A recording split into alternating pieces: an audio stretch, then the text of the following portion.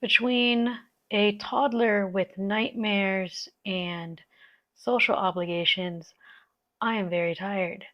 But we're going to explore the ego today through some fun mental exercises. Hi, I'm Soul. I'm an energy healer and your guide in doing the necessary inner and outer work to be the best versions of ourselves. This video is for me, future me, another vlog documenting my goals so I can come back later to laugh or cringe. And one of my recent videos, I talked about wanting to go back to a certain life experience without being financially in survival mode. I use the example of going back to school, but with the security to enjoy it instead of grudging through it with the anxiety of not having money to eat, money for a textbook. So today, we're going to feed our ego a bit because healing is wholeness. Healing is not ignoring or cutting off the darkest part of us. Quote from Carl Jung: "No noble, well grown tree ever disowned its dark roots, for it grows not only upward, but downward as well." So I got some weird, wonderful, probably warped ideas of what I want to do with money. Um, and it's important we talk about it because ego is at the core of all our choices, and that is okay. So let's start with that. Ego gets a bad rap. We're taught to transcend it, calm or tame it, detach from it. But the ego is just the part of us that wants to be seen. It's the part that says, "Remember me, I am you, we share the same dreams." And yes, sometimes that voice can be quite dramatic and insecure, but it can also be widely creative, playful, and deeply human. Um, so, right now, I'm going to let my ego have the mic for a bit, and I want to invite you to do the same because your why in life, despite how weird, petty, gritty, gives us answers, and we're going to honor those today. Again, just to ground us, I want to use money to invest in lifelong learning, to bring better resources for my clients while still being ever present for my family. Like one of my really big dreams is um, when my parents pass away, I want to be there and be strong enough to celebrate their life without being stressed about the small things. I want to be able to outsource all the logistics of a funeral and the paperwork that comes with that. That takes money and time. Like writing a six-figure check to prevent someone from dying is a very different feeling than buying a G-Wagon. And you need the same energy to get that kind of money. So you can't be ashamed in pursuing wealth. So here are some of the egotistical things I want and why I want them. First one here is a healing retreat in a unique buku money hotel. Uh, Listen, healing can happen butt naked in the woods, but it can also happen in a air-conditioned resort with a view of the same woods and turn down service. Both are possible. I was in Sedona a couple of weeks ago, and my husband and I were enjoying the view of the mountains from our room. And my husband looked down and was like, "Oh, wow, they have stray dogs here too." And I was like, "No, that's a wily coyote." So I was very happy to not be in the woods at that time. The next one, so like unique cars. We see all sorts of cars, dream cars, plastered over social media. And I have an endless amount of ideas for custom cars. And I go through these bouts of doubt or disinterest, trying to persuade my ego out of it instead of leaning into, eh, do I want a G Wagon or not? Right? It's like, do I want it? I don't need it. I should probably take it off my goals. But then, pretty recently, a wild custom car idea popped into my head, and the G Wagon is here to stay on the vision board. Um, so thank you, self. Thank you, ego. Um, so there's this car. It's called a Suzuki Jimny. It's not a G Wagon. It's not even allowed in the US. So I definitely can't have it. And it's worth, like, on average, $35,000. And it's known for its aftermarket parts, turning it into a G Wagon copycat. And that's when I realized, why don't I just flip this idea on its head, get an old two-door G Wagon, and modify it to make it look like a Jimny? Because why not? Because ego. So there's that. And the third one here is traveling for clothing, traveling for jewelry from where they originate. And I want to make a longer video on this, but I got this idea from my dad. My dad was in the military and was always traveling. In his travels, he made it a point to buy items from people who source and make them. For my dad, he was doing it because it was cheaper and he was already there, so why not?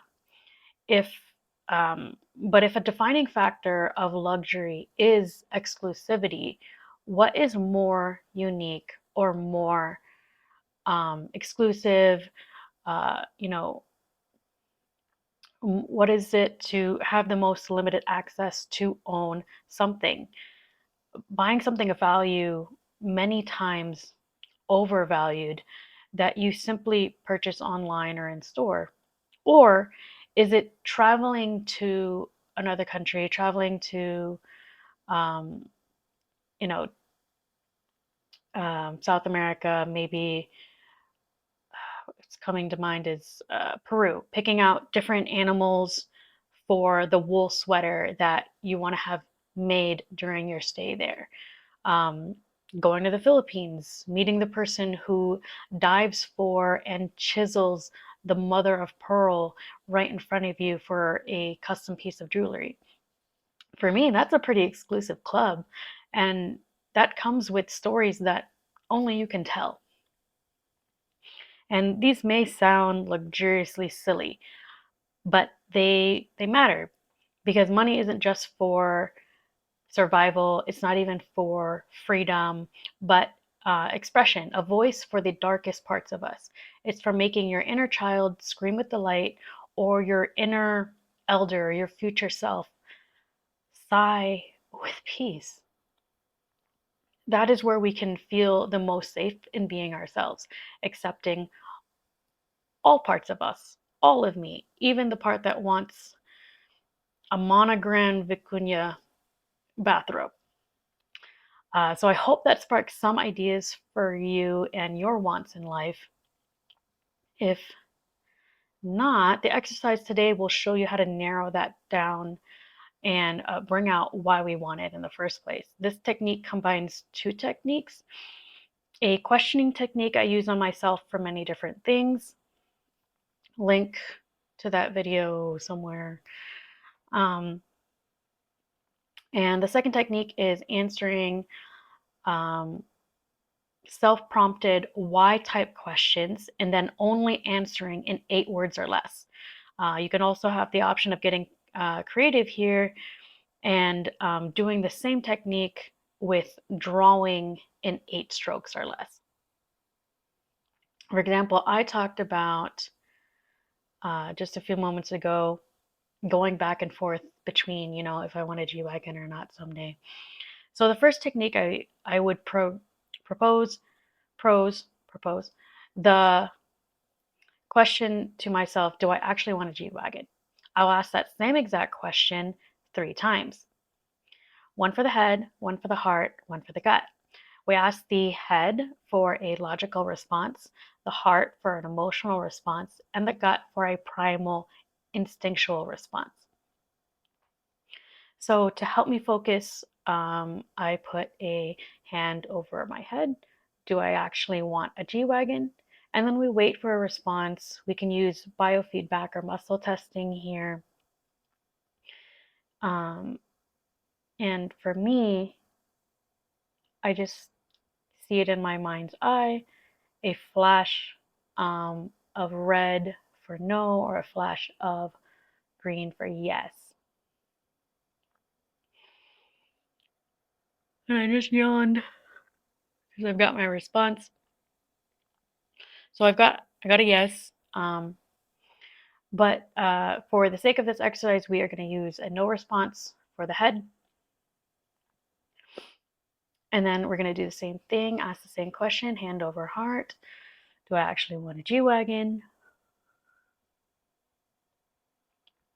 Got my green flash for a yes.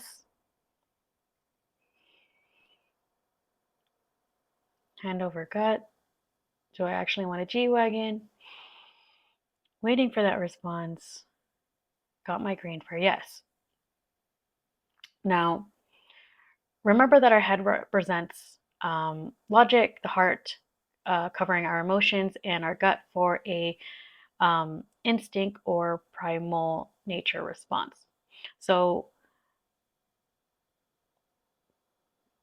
now that we've got our yeses and nos, we will do the second technique where we will ask the head, right? So the head, for the sake of this exercise,